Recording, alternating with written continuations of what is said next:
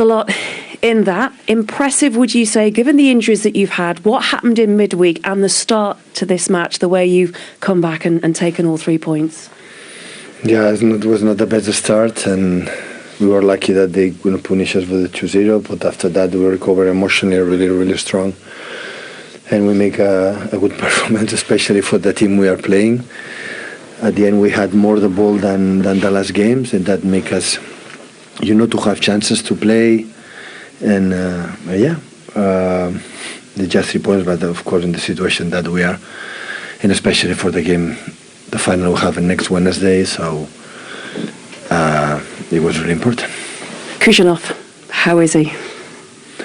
He doesn't speak English, so I didn't speak with him. We'll be fine. So understand, come for the first time, didn't make 1 or 2 training sessions. I don't want to push John because come from the injury, because I need him from Wednesday, and he will learn. As much he's aware of what happened, he will learn. It is an education, isn't it? Football can be brutal as well in those moments, but when you made that substitution, the way that his teammates, the way that support staff, the way that the fans supported him, appreciated the composure that he managed to find once the nerves had settled a bit for him?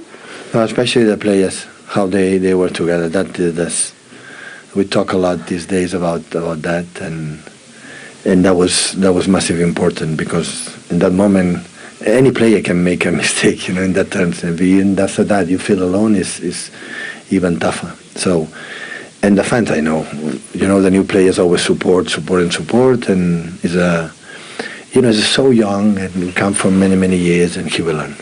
And we saw glimpses of Mamouche and what he can do as well, and what positives you can take from that, and what he can take from that, from his debut today. No, absolutely. Omar, have a tough opponent. James, physicality is strong.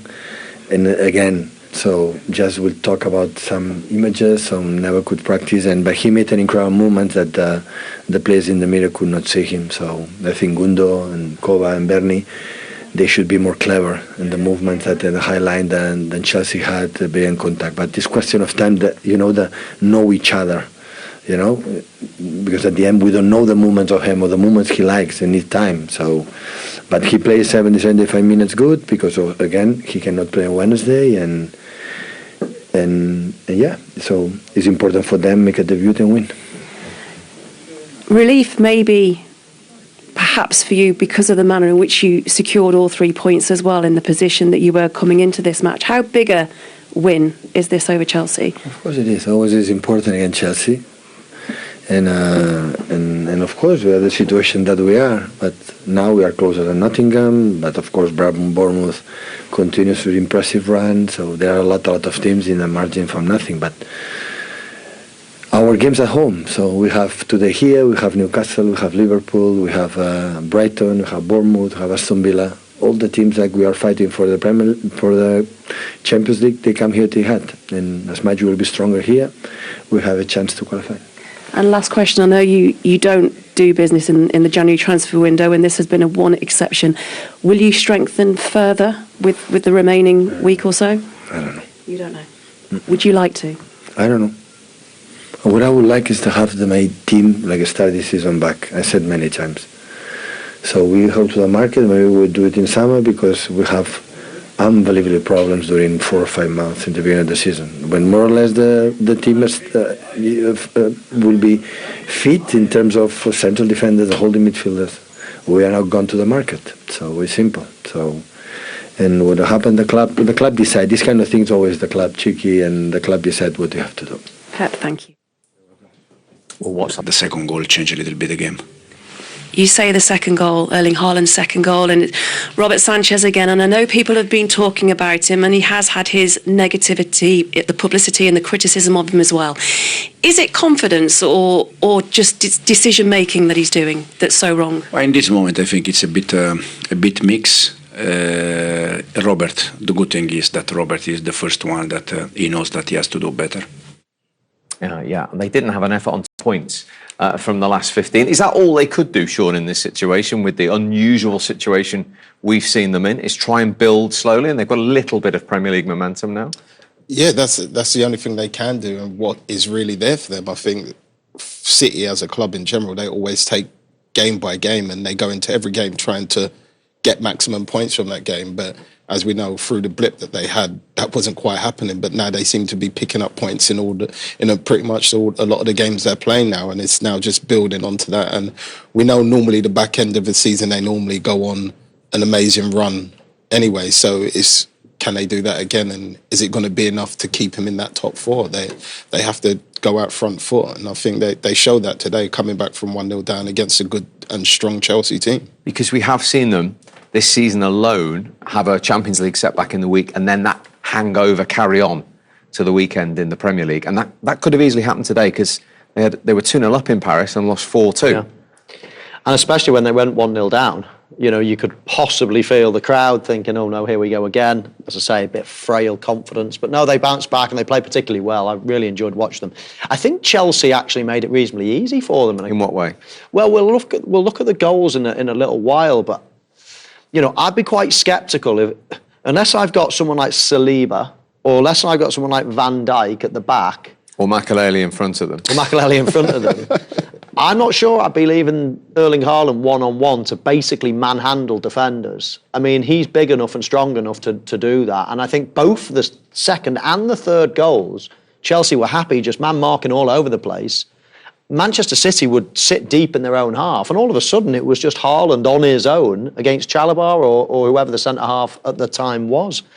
And that's just a one-on-one. That's like really risky. And as I say, it happens a lot of the time. Arsenal do it, Liverpool do it, but they've got man-mountain centre-halves that got the speed, got the strength and can do it.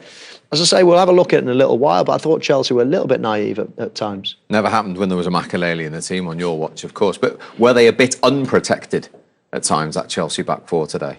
Yeah, I think they do a lot of mistakes today defensively.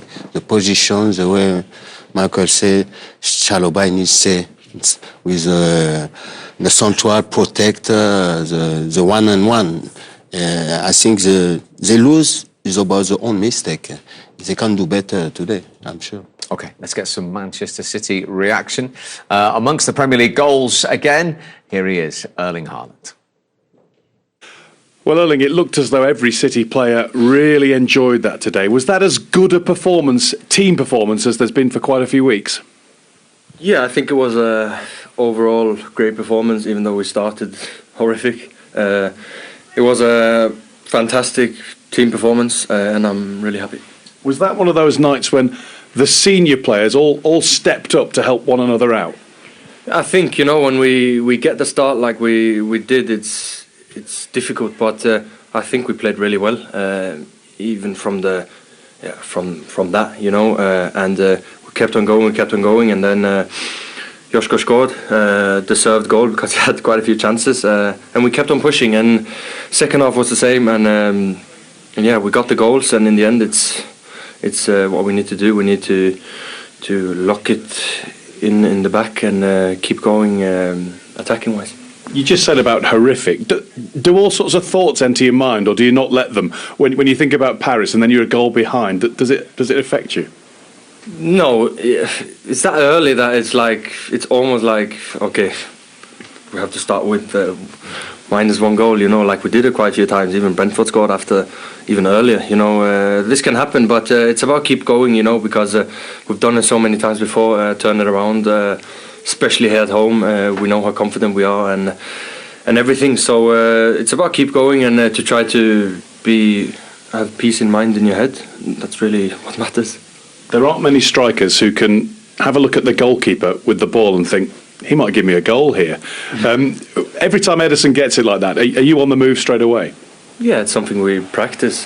Depends on the team we meet and everything, but especially team that goes man against man, we try to focus on giving me space because there is a lot of space, and then Ederson gave me a lot of assists already these 2.5 years, so when he has the ball it's about being perfect timing because he's so precise. And you've got a new man to help you out up front, Omar Mamouche. What had you seen of him before today, and what do you think he's going to do to help you and to help the team? Yeah, I think I've seen. I still watch Bundesliga and support Dortmund, of course. So I'm watching Bundesliga, and I watch him as well. So it's going to be fantastic playing with him. I think he had a really good first half. He even scored. I didn't see it again how much offside it was. But yeah, you can see that he has something special, and that's also why City bought him for a lot of money. So yeah, I'm looking forward to playing with him, and it's going to be a really good time. Thanks, Ellie. Thank you, man. Thanks. He's got 5 in 5 Premier League games now after going it's just 3 in 13.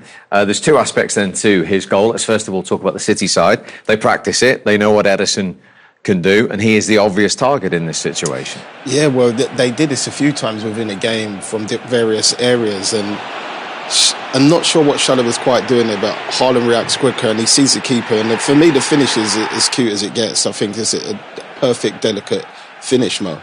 It is absolutely great finish, but I said that's what I was touching on before. Everybody locked in, man on man, but then you leave one-on-one at the back. I'm just not sure you can do that unless you've got somebody that's got the physical presence to manage Haaland. He first of all bumps Chalobah out the way, and then he sits him on his backside, and then the goalkeeper makes a horrific mistake running out when he doesn't need to. I mean, if he stands on his goal line, that's just Haaland has to wait and wait and wait for some support off midfielders and all the rest. Goalkeeper just making up your mind. It's absolute poetry mode. When you're a centre forward and you see the opposition goalkeeper doing something stupid, making your mind up like that, it's like, oh, thank you. I would never have scored in a million years if you hadn't have just gifted me like that. So really, really poor decision. But as I say, I think Chelsea could have avoided it in the first instance. I'm not sure that going man for man and leaving one-on-one at the back with Haaland is the ideal thing. So we started the day by talking about the top 3 clubs. The top 3 scorers have all scored today. Salah 19, Haaland 18 and Isak 17. It's competitive for the Golden Boot. Standards are high as well because Erling Haaland won it last season with 27. The 2 years you shared the Golden Boot in the Premier League era, Mo Salah would have won it by now, ahead of you. Yeah, exactly, 18. I think these goal scorers at the moment, and as I've said before, if you were one goal in every 2 games, you were classed as world class. And now, if you don't score one every game, if you're 1 in 2 now, you're just moderate. So, but yeah, it's a great race. 3 top strikers there. I mean, I love Isak. I think he's so silky, so classy. Haaland maybe not got the class of an Isak in his general play, but just a goal-scoring machine. And Mo Salah's been there, seen it, done it, continues to do it. It's going to be a really interesting battle for that. I should point out that Chris Sutton, Dion Dublin, our very own, Jimmy Floyd Hasselbank and Dwight York were top strikers as well, who you shared the Golden Boot with. Sharing's caring. Indeed. Now, the other side of the goal is the Chelsea point of view and the goalkeeper, Claude. What's he thinking here, Robert Sanchez? I think everything is about communication. When you defend it like this, is a communication. Chalobah, you need to tell him, stay. You need to do one-on-one for not give us the possibility because Haaland is good striker. Is he already the goalkeeper? He give him the space for shooting. Just cross the ball, and this is a big mistake. And as you can see, it's not a statistic that the Chelsea goalkeeper will want to see again in a hurry. Alongside Muric, he's got the most errors leading to goals this season. And when we have a look at all 5 errors, including today, they're different forms of goalkeeping, Sean, as well. Yeah, they are. I watched him in pre-season when City played against them, and he was making similar errors then, and he does throughout the season, and he did the same a bit last season as well.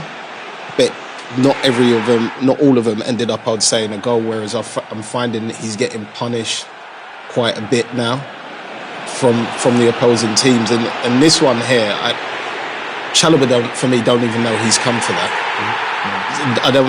I think it's more of a surprise to Chalobah when he looks up and he sees his goalkeeper past the penalty spot.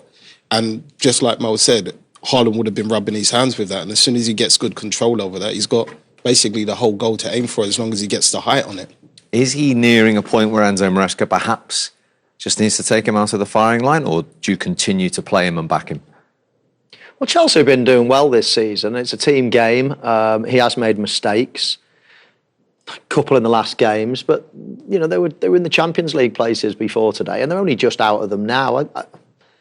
I don't know. It might be a position that he's looking at in the future, thinking maybe I need to change. For now, you know what's behind him, is that good enough? They've chopped and changed the goalkeepers quite a bit at the moment. Aritha Balaga's out on loan at Bournemouth, doing particularly well. So I don't know. It's a tough one to call. It's manager's preference, really. But it might be a position, if they want to win the league, which they obviously do in the future, then that might be a position that they probably think we've got to brush up on in the future. He was beaten again. Phil Foden scored in 4 consecutive Premier League games for the first time, and he has 7 in 7 games. But Haaland's role in this, Sean? It's the same thing Mo said. He's isolated again, but the hold-up play is perfect. And Chalobah comes to Warner. I don't think Chalobah needs to, and Phil just runs off the back of him. But the ball round the corner for me is brilliant. And from he gets there, he's away, Mo. Yeah, as Sean says, it's exactly the same, Steve. Everybody's man for man all over the place. Now, if you're playing against Manchester City, or let's say you are Manchester City, and you know they're going to go man for man, why wouldn't you just put all 10 of your men in your own half and then leave Haaland up front on his own 1v1? It's just the simplest thing in the world. You've got a goalkeeper that can put it on a sixpence, and you just keep pinging it up to Haaland. He either turns and outmuscles his man like he does for the first goal, or he touches the ball and wait for a running past and flicks it round the corner. 2 identical goals that, as I say, I think it's naive play. And as I say, if I'm Liverpool and I've got Virgil van Dijk, he's as quick as Haaland. He's probably stronger than Haaland. I'm quite happy with it. Saliba, I could probably do the same. But I'm not sure anybody else in the Premier League can afford to just go one-on-one and just let the goalkeeper chip it up to him and say, go on, you two have a battle, see who wins. Haaland's going to win it most of the time. I think it's naive play. Both goals exactly the same. What do you think? He's right. You can't leave Haaland one-on-one. It's impossible. He's a good striker. He's tiger man. He knows exactly when the ball is coming. He knows the teammate. He will take the space. We see the goal they combinate with his teammate. Easy. One-on-one is impossible. On my side, because I see. Yeah, with our size. As I say, I can only think of 2 centre halves. Yeah. I'm thinking Van Dijk and Saliba. I mean, Gabriel is a big, strong guy, but in general, you can't do that against Haaland. That's what he is. That's you're just saying, these are your strengths. We're going to let you play to them. If anything, you sit deep. He hardly has a touch in most games. You know, you can keep Haaland quiet in many games, but when you that's just giving him what he wants. That's perfect for him. He dreams of situations like that. Why would you do it? Why would you let somebody that's got all that strength utilise it? You actually normally put them onto their weaknesses, so put them onto his right foot, or keep him out the box, or don't let him get a running jump on it. All the things that you think he's good at, well, let's negate them and make him do the things he's not so good at. Chelsea have just let him do what he pleases at the things he's absolutely brilliant at. It's baffling, really. One man who will be pleased about that, having been 1-0 down, is of course the Manchester City boss. Here he is, Pep Guardiola. Business once more on the back of that very important equaliser. 1-1.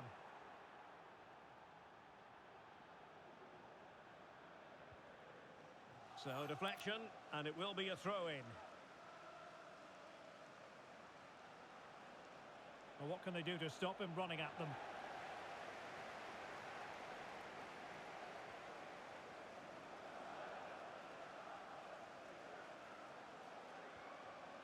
Romeo Lavia. And there it is, the half-time whistle.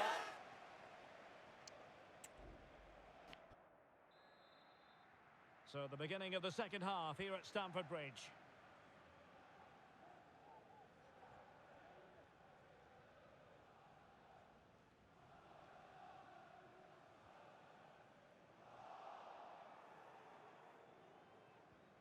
Possession 1. Mudryk. Being egged on by the crowd. And a goal to re-establish their advantage. Just look at the celebrations.